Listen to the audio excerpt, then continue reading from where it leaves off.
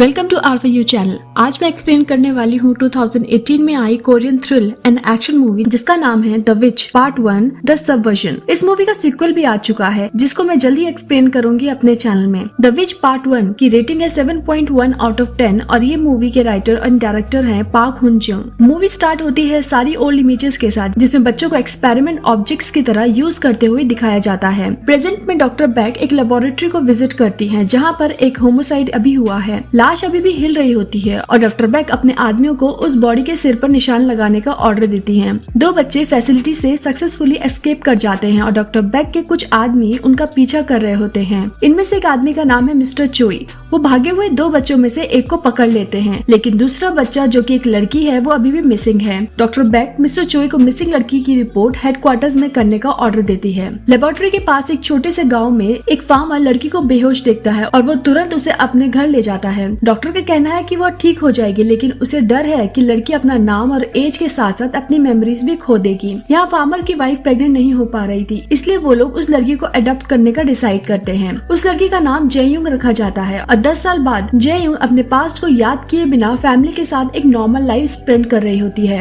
एक दिन जययुंग गाय का खाना खरीदने के लिए मार्केट जाती है, लेकिन उसके पास पैसे नहीं होते, इसीलिए शॉपकीपर उसे कुछ देने से मना कर देता है। और यहाँ उसकी फैमिली ने अपना लास्ट कर्जा भी अभी यहाँ चुकाया नहीं था। अब यहाँ शॉपकीपर का बेटा जिसे जययुंग पर क्रश है चुपके से गाय का खाना उसके ट्रक में लोड कर देता है और जययुंग इवेंचुअली ड्राइव करके वहाँ से निकल जाती है, जिससे शॉपकीपर अपने बेटे पे नाराज होता है। घर आकर पता चलता है कि जययुंग की मॉम को अल्जाइमर है और साथ ही उसकी फैमिली फाइनेंशियल प्रॉब्लम से भी गुजर रही होती है। जययुंग के डैड अपने और कैटल्स को बेचने का प्लान बना रहे होते हैं, जबकि यहाँ कैटल्स की कीमत बाजार में गिरती जा रही थी। नहाने के बाद जययुंग को अचानक बहुत ज्यादा हेडेक होने लगता है, पर लकीली ये ज्यादा टाइम तक नहीं रहता। उसी रात जययुंग अल्जाइमर डिजीज के बारे में इंफॉर्मेशन लेने के लिए इंटरनेट में सर्च कर रही होती है और बहुत से डॉक्टर्स जो एक्सपर्ट हैं ब्रेन डिजीज के उन्हें वो डिस्कवर करती है और यहाँ वो होप करती है कि अपनी मॉम को ठीक करने का एक तरीका जरूर ढूंढ लेगी। नेक्स्ट डे जययुंग अपनी बेस्ट फ्रेंड म्यूंग ही के साथ स्कूल जाती है और यहाँ म्यूंग ही जो जययुंग को $5 लाख के टोटल प्राइस के साथ एक नेशनल सिंगिंग कॉन्टेस्ट के लिए एक ऑडिशन में ज्वाइन होने का सजेशन देती है। जययुंग यहाँ अग्री हो जाती है क्योंकि अगर वो विनर हो जाएगी तो वो अपनी मॉम के हॉस्पिटल बिल को पे भी कर पाएगी और इसकी फैमिली में फिर से पैसे की प्रॉब्लम नहीं होगी। जययुंग को सिंगिंग की कोई एबिलिटी नहीं थी, लेकिन इसके बावजूद वह इवेंचुअली हाईएस्ट स्कोर वाले कैंडिडेट्स में चुनी जाती है। घर पे उसके पेरेंट को उस पर बहुत ही प्राउड फील होता है, लेकिन वो यहाँ चिंता कर रहे होते हैं कि जब जययुंग को ऑडिशन में अपने सीक्रेट टैलेंट को परफॉर्म करने के लिए कहा जाएगा तब क्या होगा। म्यूंग ही जययुंग के पेरेंट्स को इंश्योर करती है कि कुछ भी बुरा नहीं होगा, इसके बदले जययुंग को इस वजह से एक्स्ट्रा एक्सपोजर भी मिलेगा।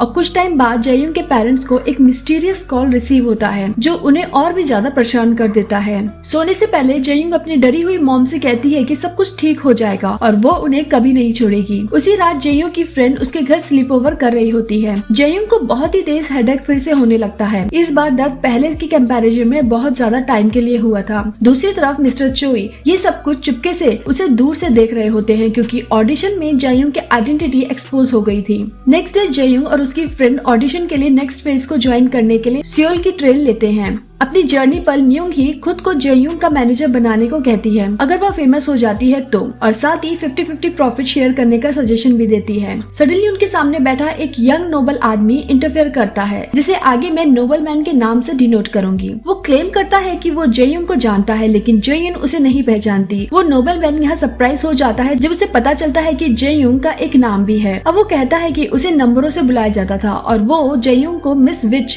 कहकर बुलाता है, जिसे सुनकर जययुंग कंफ्यूज हो जाती है। जययुंग को अभी भी कुछ याद नहीं आ रहा था और वहीं वो नोबल मैन जययुंग को थप्पड़ मारने का अटेम्प्ट करता है, जिससे जययुंग चौंक जाती है। यहाँ म्यूंग ही चिल्लाती है, लेकिन और पैसेंजर्स इसे इग्नोर कर देते हैं। अब वो नोबल मैन वहाँ से चला जाता है और कहता है कि वो उसे फिर से मिलेगा। जैसे ही वो नोबल मैन वहाँ से जा रहा होता है वो किसी से टकराता है और वो उसको इंसल्ट करता है। दूसरा आदमी उस पर अटैक करने की कोशिश करता है लेकिन कर नहीं पाता। नोबल मैन उस आदमी को मार देता है और वो फिर उसकी लाश को ट्रेन से फेंक देता है। जययुंग स्टूडियो में पहुंचती है और जययुंग की आउटस्टैंडिंग परफॉर्मेंस उसे क्वार्टर फाइनल में लेकर जाती है, पर जैसे ही जययुंग बाहर आती है तो उसे फिर से सिर में दर्द होने लगता है है और इस बार उसकी नोज ब्लीड करने लगती है। यहाँ से ये तो क्लियर हो जाता है कि जेयोंग की बीमारी लगातार बढ़ती जा रही है। एक बार जेयोंग एक डॉक्टर के पास गई थी जिसने कहा था कि उसका हेडेक उसे 2-3 महीने में ही उसकी जान ले लेगा और उसके बायोलॉजिकल मॉम डैड से बोलता है कि उसको अब सिर्फ बोन मैरो ट्रांसप्लांट ही बचा सकता है। इस तरफ डॉक्टर बेक टीवी पर परफॉर्मेंस देखकर बहुत खुश हो रही होती है क्योंकि उनकी सबसे अच्छी क्रिएशन अभी तक जिंदा है और आखिरकार वो मिल गई है। स्टूडियो के बाहर यहाँ लड़कियों को सडनली डॉक्टर बेक के आदमियों को कन्फ्रंट करना पड़ता है जो उनका किडनैप करने का अटेम्प्ट करते हैं, लेकिन बिल्डिंग से बाहर आने वाले बच्चों का एक ग्रुप उनको डिस्ट्रैक्ट करता है और जेयोंग और उसकी फ्रेंड वहाँ से टैक्सी लेकर निकल जाते हैं और फिर अपनी ट्रेन पकड़कर घर भी आ जाते हैं।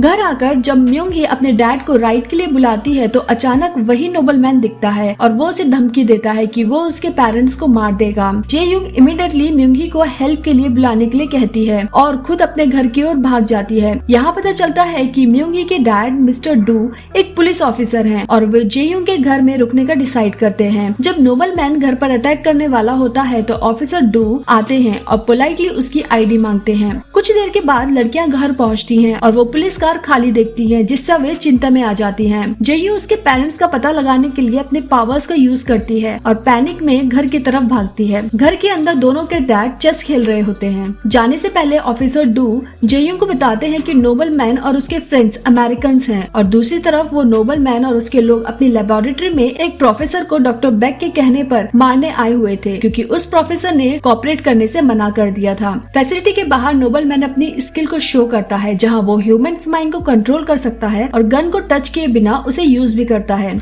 इसके बाद वो लेबोरेटरी को आग लगा देता है और वहां से निकल जाता है। Next day doctor Baek mister Choi से मिलती है और वो सजेस्ट करती है कि मिस्टर चोई को वेकेशन ले लेना चाहिए और उसे अपने बिजनेस में इंटरफेयर न करने का ऑर्डर देती है। मिस्टर चोई इस डिसीजन से खुश नहीं है और वो डॉक्टर को वार्न करते हैं कि जेन्यू एक मॉन्स्टर है और उसे मार देना चाहिए, लेकिन डॉक्टर ऐसा करने के लिए तैयार नहीं है। बाद में मिस्टर चोई सीक्रेटली एक प्रोफेसर से मिलते हैं जो उसको उसकी बीमारी को क्योर करने के लिए उसकी हेल्प कर सकते हैं, लेकिन मिस्टर चोई को इसके लिए जेयू को मारकर उसका सर प्रोफेसर को देना होगा। अब यहाँ डिनर टाइम पर जेयू की फैमिली उसकी मॉम की कंडीशन को लेकर चिंतित है क्योंकि उनका डिमेंशिया बढ़ता जा रहा है और अब वो जेयू को पहचानने से भी मना कर देती हैं। उस रात जेयू को बहुत तेज हेडेक फिर से होता है और वो दर्द से रोने लगती है।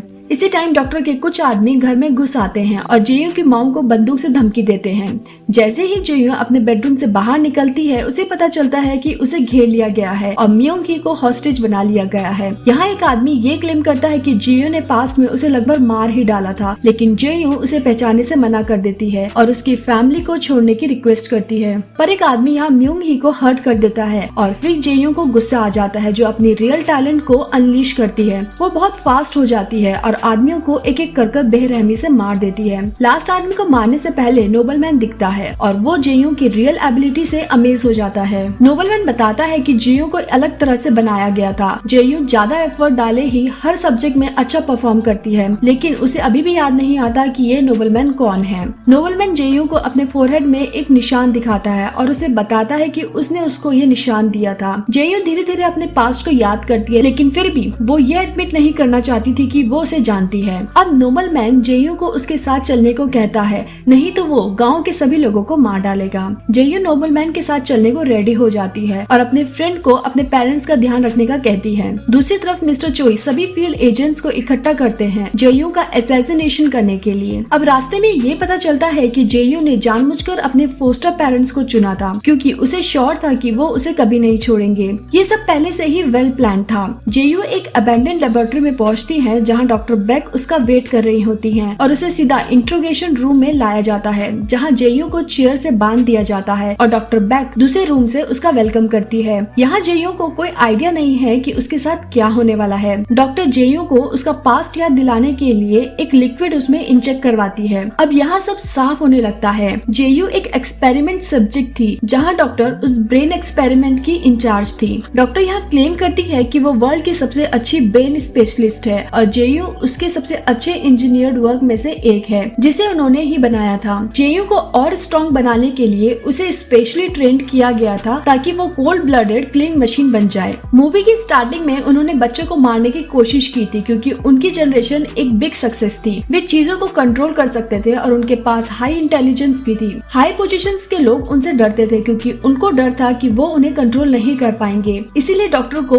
उन सभी को हटाने का ऑर्डर दिया गया। लेकिन जेयू उस टाइम खास थी और उसके सभी लोग उसे मार नहीं पाए। वैसे उसका हेडेक इवेंचुअली उसे मार ही देगा अगर उसे ठीक से ट्रीट नहीं किया गया तो। और यहाँ जेयू की कंडीशन और खराब होने लगती है। डॉक्टर जेयू को एक और सीरम इंजेक्ट करने का कहती है जिससे उसे केवल 1 महीने के लिए फुल स्ट्रेंथ मिलेगी और नेक्स्ट मंथ उसे दूसरे इंजेक्शन की जरूरत होगी, नहीं तो उसका पेन और भी गंभीर होता जाएगा। शॉट लेने के बाद जेयू के एक्सप्रेशन काफी चेंज हो जाते हैं और पता चलता है कि उसने कभी भी अपनी यादें खोई नहीं थी। वो सिर्फ डॉक्टर तक पहुंचने के लिए एक गेम खेल रही थी। यहाँ ये भी पता चलता है कि जेयू ने जानबूझकर डॉक्टर का अटेंशन पाने के लिए ऑडिशन में अपना टैलेंट दिखाया था। जेयू इमीडिएटली फ्री हो जाती है और इंट्रोगेशन रूम में सारे लोगों को खत्म कर देती है। डॉक्टर उसे पैरालाइज करने के लिए नर्व गैस छोड़ने का अटेम्प्ट करती है लेकिन जेयू सीलिंग की हेल्प से भाग जाती है और डॉक्टर को कन्फ्रंट करती है उस बंदूक को तान कर। जब जेयू को रियलाइज हुआ कि उसके पास ज्यादा टाइम नहीं है तो उसने अपनी आइडेंटिटी रिवील करी ताकि वो लोग उसे ढूंढ पाए। वो डॉक्टर के पैर में गोली मार देती है और डॉक्टर को वो लोकेशन रिवील करने को कहती है जहाँ सारे सीरम रखे गए हैं। अब यहाँ नोबल मैन को पता चलता है कि उससे धोखा हुआ है और वह तुरंत कमरे में चला आता है। लेकिन मिस्टर चोई और उसके आदमी यहाँ पर शूटिंग स्टार्ट कर देते हैं। यहाँ पर वो नोबल मैन एक्चुअली में वो बच्चा था जिसे मिस्टर चोई ने पकड़ा था जब वो जेयू के साथ भाग रहा था। गन फाइट स्टार्ट हो जाती है और मिस्टर चोई अपने लोगों को ऑर्डर देते हैं कि अगर वो उन्हें मारना चाहते हैं तो वो उनके सिर को निशाना बनाएं। यहाँ जेयू आती है और अपने नाइफ से मिस्टर चोई के सारे आदमियों को मार देती है। दूसरी तरफ नोबल मैन सडनली जेयू पर अटैक करता है और उसे डुएल फाइट के लिए चैलेंज करता है। यहाँ दोनों में फाइट स्टार्ट हो जाती है और जेयू नोबल मैन के लिए अभी भी बहुत फास्ट है। वो जेयू पर सिंगल पंच भी नहीं मार पाता। यहाँ डॉक्टर भागने की कोशिश करती है लेकिन जेयू डॉक्टर के दूसरे पैर पर भी गोली मार देती है। जब जेयू नोबल मैन को मारने वाली होती है तो मिस्टर चोई आकर जेयू को गोली मारते हैं और इसके बाद वो डॉक्टर को भी मार देते हैं। मिस्टर चोई जेयू से लड़ते हुए मारे जाते हैं। एंड में वो नोबल मैन से भी उस सीरम का लोकेशन बताने को कहती है लेकिन नोबल मैन ऐसा करने से मना कर देता है।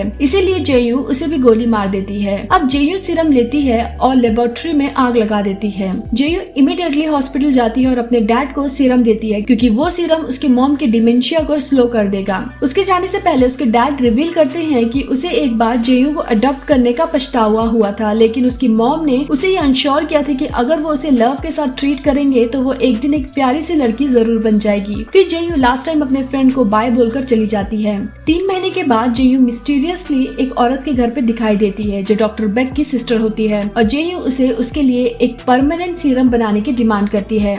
वीडियो कैसी लगी है कमेंट बॉक्स में अपने ओपिनियन शेयर करके जरूर बताइएगा। अब मैं मिलती हूँ नेक्स्ट वीडियो में। तब तक आप RFU चैनल के बाकी की वीडियोस को एंजॉय करें और साथ ही उन्हें लाइक एंड शेयर भी करें। मेरे चैनल को भी सब्सक्राइब करें ऐसे ही फिक्शन से भरी मूवीज और सीरीज के एक्सप्लेनेशन और ब्रेकडाउन देखने के लिए। Thank you for watching. See you next time.